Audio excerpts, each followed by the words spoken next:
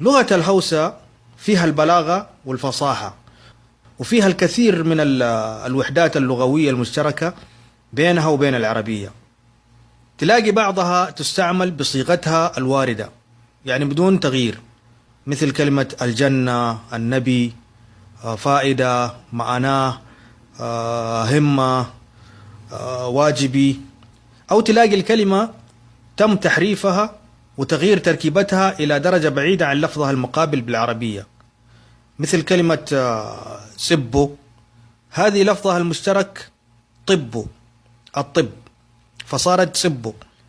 أو كلمة مكاهو، مكفوف، لوكتي، الوقت، أرو، عارية، كيتا، قطع، هذا فعل أمر طبعا. وبعض الكلمات تكون على درجة معقولة من الوضوح، مثل كلمة كلم، أصلها كل يوم، كلم كل يوم. أو كلمة مكرنتا، مقرأة، مهربي، محارب، مسلاتي، مصلى. فالكلمة أحيانا تمر بمراحل من التعديل والتجميل حتى تصل إلى صيغتها النهائية. لكن المدهش في الموضوع هو التشابه الموجود في بعض القواعد النحوية والمتأصلة في اللغتين. يعني هذا التشابه يصل أحيانا إلى حد التطابق في بعض الحالات.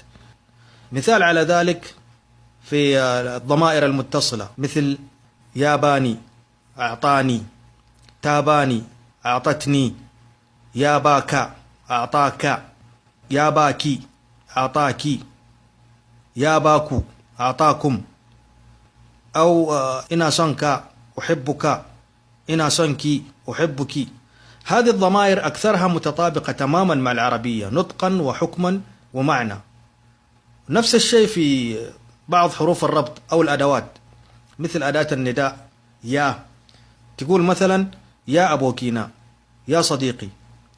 أو مثل أداة الاستثناء إلا، فتقول با وند يسني إلا كي، ما حد يدري إلا أنت.